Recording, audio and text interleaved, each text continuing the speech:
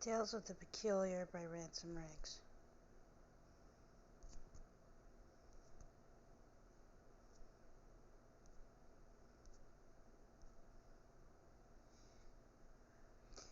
Dear reader, the book you hold in your hands is meant for peculiar eyes only. If by chance you are not among the ranks of the anomalous, in other words, if you don't find yourself floating out of bed in the middle of the night because you forgot to tie yourself to the mattress, sprouting flames from the palms of your hands at inopportune times, or chewing food with the mouth in the back of your head, then please put this book back where you found it at once and forget this ever happened.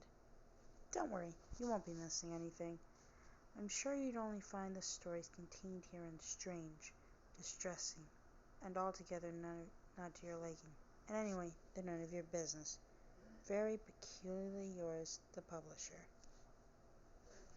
Foreword. If you are of the peculiar persuasion, and if you've read this far, I sincerely hope that you are, then this is a book that likely needs no introduction. These tales were a formative and beloved part of your upbringing, and you came of age reading them and hearing them read aloud with such frequency that you can recite your favorites word for word. If, however, you are among those unfortunates who have only just discovered their peculiarity, or who grew up in circumstances where no peculiar literature was available, I offer this brief primer. Tales of the Peculiar is a collection of our most beloved folklore, passed on from generation to generation since time immemorial. Each story is part history, part fairy tale, and part moral lesson aimed at young peculiars. These tales hail from various parts of the globe for moral as well as written traditions and have gone through striking transformations over the years. They have survived as long as they have because they are loved for their merits as stories, but they are more than that too. They are also bearers of secret knowledge.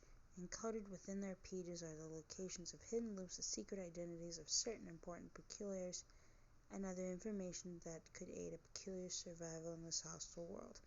I should know. The tales are a reason I'm alive to write these words now. They preserve not only my life, but those of my friends and our loved inbrain.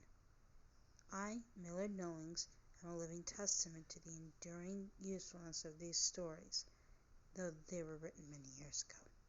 That's why I've devoted myself to their preservation and dissemination, and taken upon myself to edit and annotate the special edition of the tales. It is by no means exhaustive or complete. The edition I grew up reading was a famously unwieldy 3-volume set that weighed collectively more than my friend Bronin. But the stories contained here represent my very favorites, and I have taken the liberty of annotating them with historical and contextual insights so that peculiars everywhere may benefit from my wisdom. It's also my hope that this edition, being more portable than the previous ones, will be an easy companion on your travels and adventures and may prove itself as useful to you as it once did to me. Please enjoy these tales before a crackling fire on a chilly night, ideally, a snoring grim bear at your feet. But remember, too, their sense of nature, and if you must read them aloud, which I highly recommend, make certain your audience is peculiar. Millard Nullings.